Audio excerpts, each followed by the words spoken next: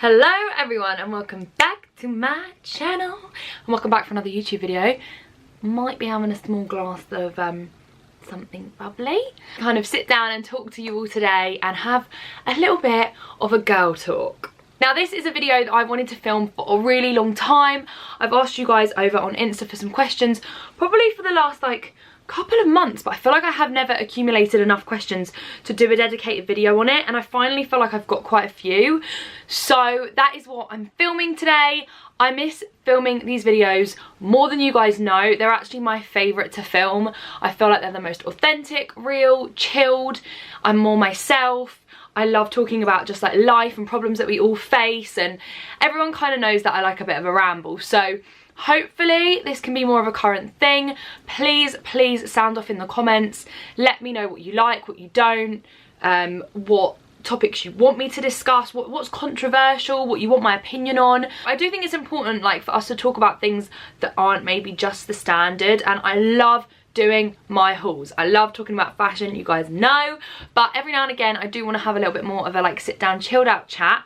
Today's location, we're in my sister's room. My room just ain't decorated right now. Don't ask, just don't ask. That's a whole new video and you guys will be getting an update on that soon. It's honestly causing me a bit of a mare, but it's fine, everything's good in the world. Yes, that is enough rambling. Let's just hop in to the first question of this girl talk, and you guys were juicy, so I'm quite excited to get into these.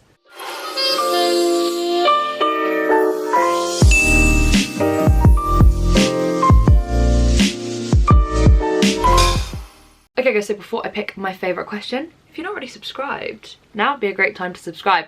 Go down there, hit the bell on if you want to be notified when I upload on this channel, and also check me out on Instagram. I'll put my name here and I will leave it in the description box below. That means you guys can get involved with things like this whenever I do Q&As or questions over there, or I want some topics to discuss over here or video ideas. I'm always on Insta, and if you want to kind of get hold of me a little bit better, Instagram is more likely the place to go than YouTube. There is a dog barking. My dad's listening to my dad's watching that movie, and I've completely gone blank on the name of the movie, but it's Tell Me Something Boy. Oh my god, with Lady Gaga in. How have I forgotten that movie? I cannot believe it. Anyway, he's watching that on volume 100 and someone's car alarm's just gone off. So this is going to be an interesting start to the video. Okay, so I really wanted to answer this question just to help this girl out and help many of you guys out there that maybe have similar questions or want a bit more information on this. Someone has asked me, what should I do? I have a boyfriend and I'm scared to ask my mum to go onto the pill. So this is so many different things. This is boyfriend, you're obviously getting it on.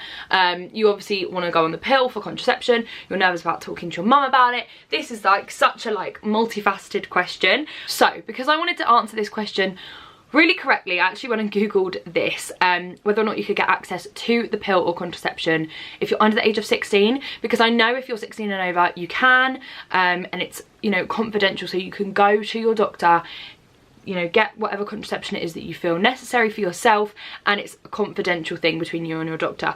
But I didn't know if you were under the age of 16, but it does say on the NHS that contraception services are free and confidential for people under 16 years old, as long as the doctor believes you are mature enough to understand the information and decisions involved. So that's something to bear in mind. You have a right to go and get hold of something that you are going to utilise to help protect yourself, and I don't think that's a bad thing. I obviously personally believe that speaking to your mum isn't a bad thing. I think sometimes we build these things up in our heads and they're a lot scarier than the actual reality. I can imagine that she would be so much happier if you were being sensible than if you were not being sensible, and I think most parents kind of need to realise and put themselves in that position of when they were younger, that maybe you have got a boyfriend, maybe things are going that way. Wouldn't they rather that you were protected and safe than not doing that? So I think you're definitely really sensible for looking into these things and thinking about these things and asking me this question. I would recommend going and talking to your doctor, but I would suggest speaking to your mum about it, having that kind of conversation. I know it's a bit awkward, but I think she would rather that you came to her and spoke to her first before going to a doctor. If that conversation doesn't go too well and you still have a relationship with your boyfriend and you feel like it's going to progress to something sexual, then I would suggest still going to your doctor, speaking to them about it, letting them know, and kind of coming up with something between the two of you that will help keep you protected. I hope that answers your question. Someone has asked me, what is the type that you would go for? I actually had a lot of these questions like, what's your type? How's your love life going? Are you seeing anyone? I had loads of these, which thanks guys for like taking an interest in my personal life, especially my love life. So I guess my type, honestly, like it's just been, there's only one thing I feel like there's been in common with everyone that I've kind of dated over the last few years or whatever. They've just been quite tall. I quite like a tall boy.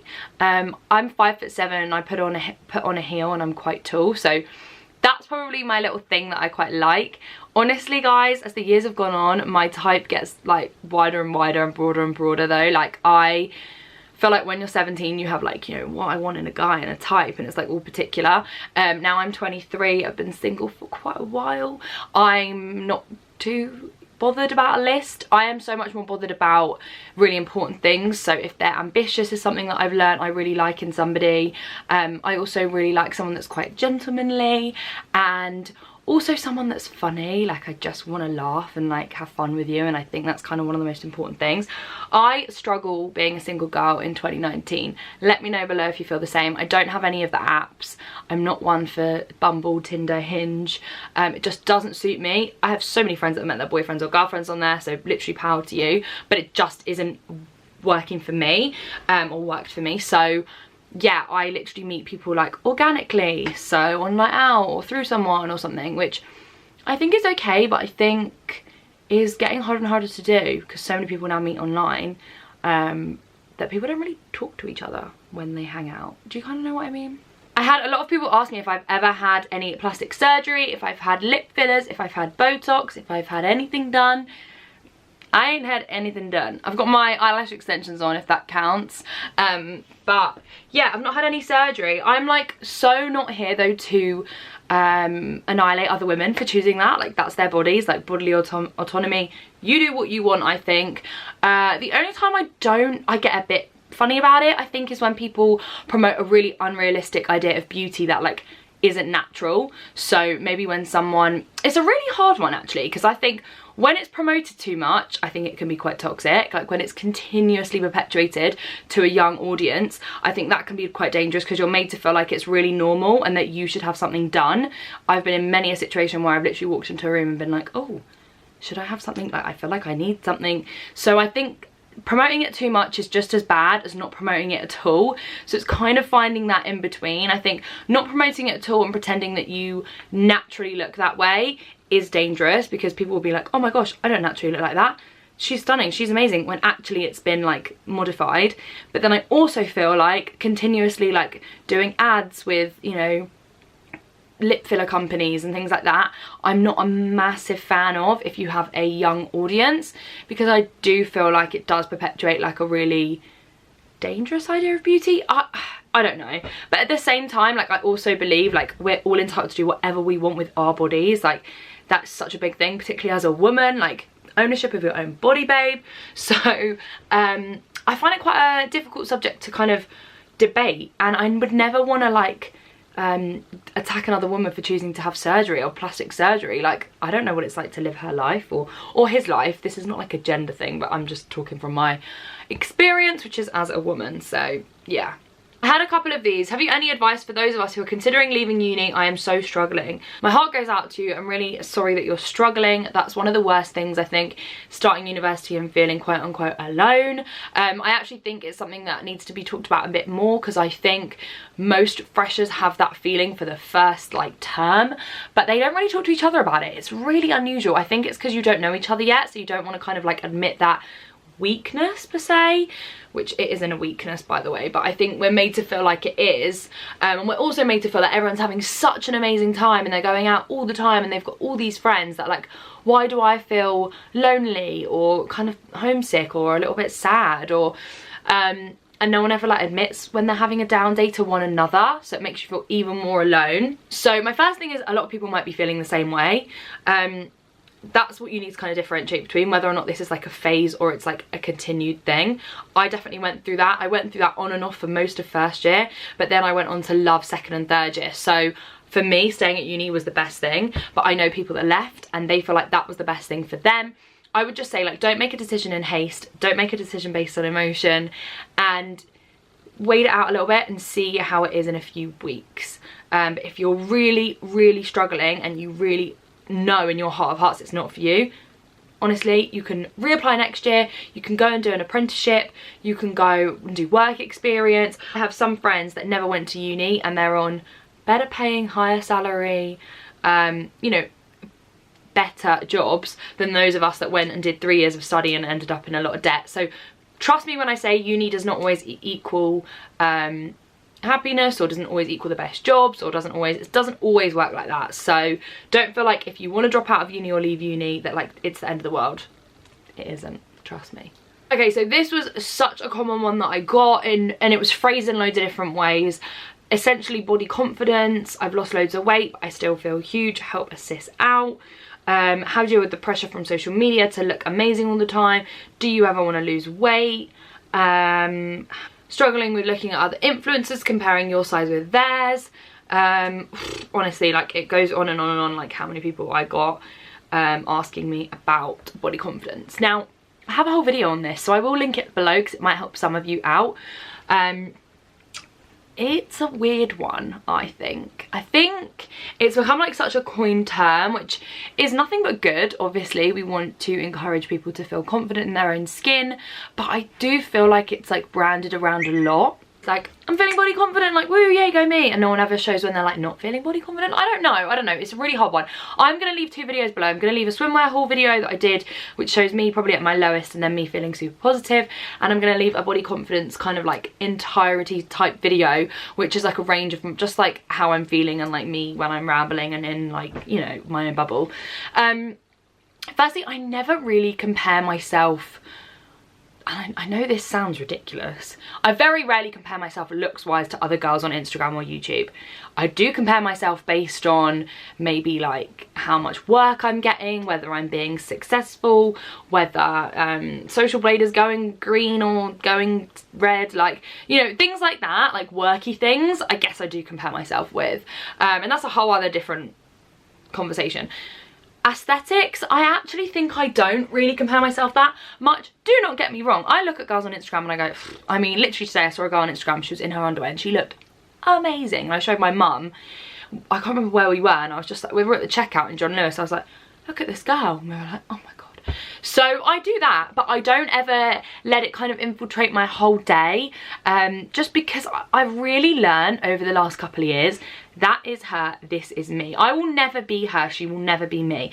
Also, we don't know other struggles that person has in their life. It's really easy, I think, for a lot of people to sit there and be like, I compare myself to all these stunning girls on Instagram, and it's like, okay, so they might have beauty, they might be physically symmetrical or perfect looking, whoever's idea of beauty that is, like they are, you know, in that term, but you don't know about their personal life, you don't know about maybe their financial burdens or their, you know, what's going on at home. And I think it's so easy for so many people to say they're perfect, their life is great, their life is this, when we literally do not know. We know what people choose to put out. That's as black and white as it gets. You guys know what I choose to show you. I could have, you know, a husband and 4 kids and you wouldn't know because I didn't put it out on the internet. Obviously not true, but I'm just saying. So I think it's really easy for people to be like, oh my gosh, like they look amazing, their life's amazing, like I'm so sad, I'm this, I'm that. Like people want to show one angle of their life, people only want to show the best, they never want to show the down days.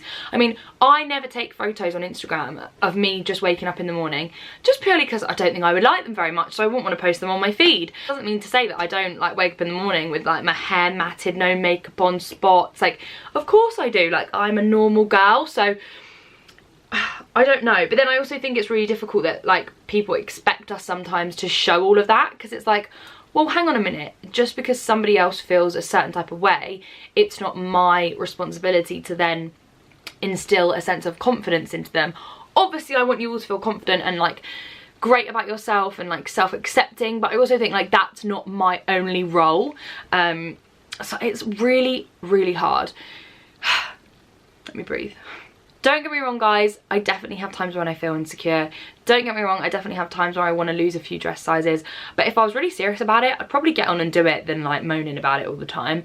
I also think, like, it goes back to what I say all the time, there are so many more important things in my life than that. Than how I look or what I feel like in a bikini. Like that, to me, there's so many other more important things that matter more.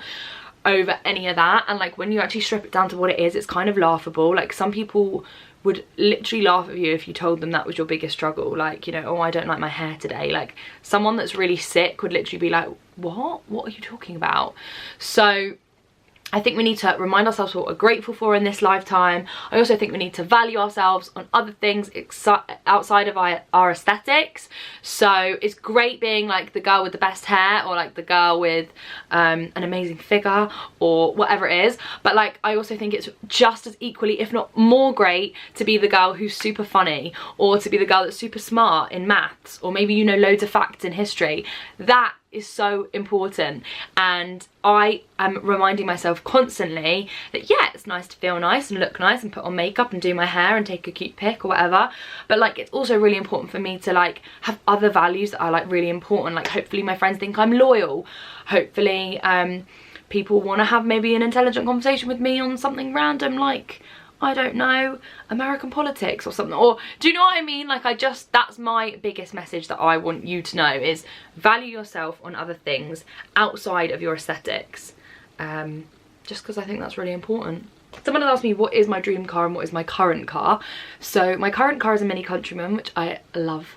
I like the fact that it's like a 4-door car, because I used to have like a little mini one, so it's so much more roomy in there and useful for me.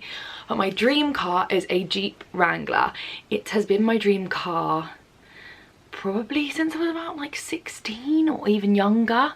It was either a Jeep Wrangler or a pickup truck, like one of those old school like beaten up pickup trucks. I think it's because I just love country music so much, and I am so desperate to try and purchase a Jeep before the end of 2019. So that's the aim. We'll see what's happening. I don't want to get too excited about it, because if it doesn't happen I'll be so sad. But yeah, I've just been saving up loads and loads and loads at the moment, and obviously I'm planning on selling my car, which will obviously help me out to buy one. But yeah, I've literally just been saving so much the last few months. Everything I've been earning has just been going into savings. I'm not touching it. And also like some of my friends are going away together, and I was like, do you know what guys, I really want to come, but I'm gonna say no, so that I can save up for a car. Someone's asked me, how do you deal with backlash slash haters?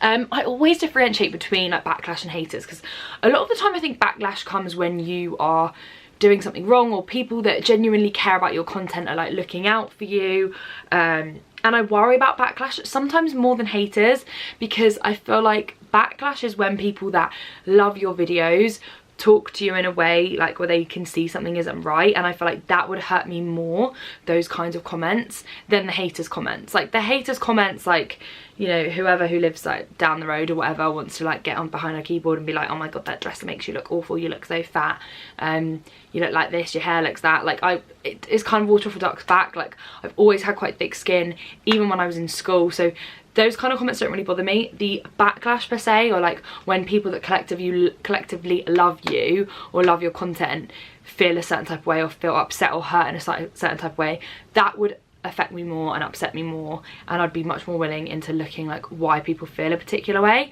The haters, it doesn't really bother me. Sometimes I can't help myself but reply. I know I shouldn't. People say like don't give them the time of day, but you know, sometimes when you just want to reply, and sometimes they just make me laugh. Like I got one the other day on mine and Emily's video, and it was like a trashy haul for trashy girls, and even now like that comment just makes me laugh. Like I don't feel angry about it or anything really. I just find it quite funny. So sometimes they're a bit of light amusement, but that doesn't mean go and leave me a load of hate. Please guys, be nice. So yeah, that is kind of it for today's Q&A slash girl talk. It wasn't like crazy, there were no insane questions or crazy topics, which means I will be thinking of doing another one of these. If that's something you're interested in, you can leave some more outlandish kind of questions. Please let me know in the comment section if this is something you want me to keep doing. I love every now and again just chilling and doing these videos. They're so chill and like just different, and I love like the whole concept of them. I also really love all of you guys that watch these videos, because like, I feel like you are like the ones that really care about like me and my advice and stuff, which is really lovely. So thank you so much. Like I always say, go check me out on Insta. Don't forget to hit subscribe, and I will see you guys in my next video. Bye.